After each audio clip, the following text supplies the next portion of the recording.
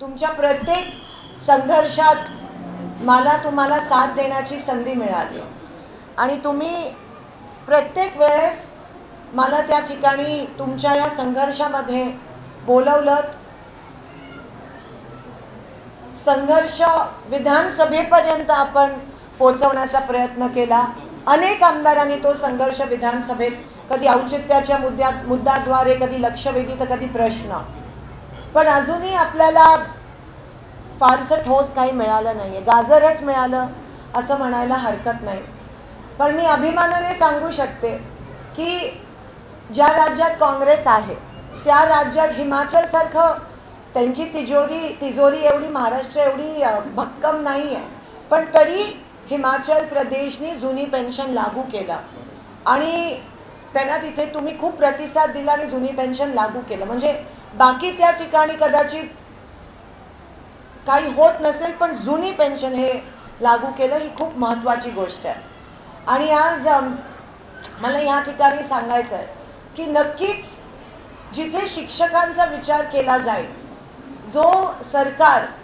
जे सरकार शिक्षकांना मान सन्मान देतं ते नक्की जुनी पेन्शन लागू करतं, पण जे सरकार शिक्षकांचा वापर करतं किंवा अनेक समाजातले अनेक घटक असतात त्यांचा जर वापर करतं तर त्यांना जुनी पेन्शन असेल, त्यांना त्यांचे वेगवेगळे पेन्शन असतील किंवा खाजगीकरणाकडे ते सरकार वळत असतं। आणि सरकार हे मायबाप असतं, पण या सरकारांनी ती मायबापाची भूमिका ही राबवली का नाही किंवा हे करत आहेत का नाही हा प्रश्नचिन्ह उभा होतो।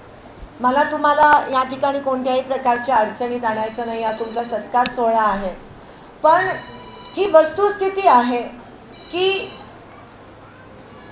जो सपोर्ट तुम्हाला सरकारकडून अपेक्षित होता जुनी पेन्शनसाठी तो तुम्हाला मिळाला नाही आहे। आणि खरं तर तिजोरी भक्कम आहे, म्हणजे ज्या तिजोरीत एकेका आमदाराला घ्यायला 50-50 कोटी असतात, पण आमच्या शिक्षकांना द्यायला जुनी पेन्शन लागू करायला पैसे नाही आहेत, त्या सरकाराचा खरं तर मला निषेध करायचा आहे। आणि मला ही शोकांतिका आहे की अशी लोक महाराष्ट्रात सत्तेवर आले।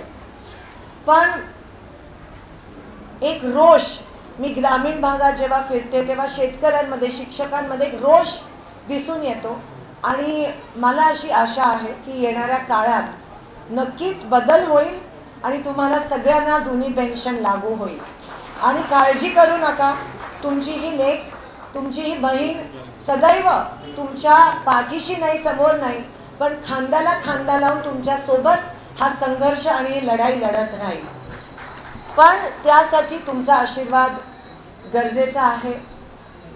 ही लढाई खूप कठीण असणार आहे आणि त्या लढाईमध्ये आम्ही सगळे, मग माने साहेब असो, चेतन नरोटे साहेब असो, आम्ही सगळे असो, आम्ही तुमच्या सोबत आहोत, हे कधी विसरू नका।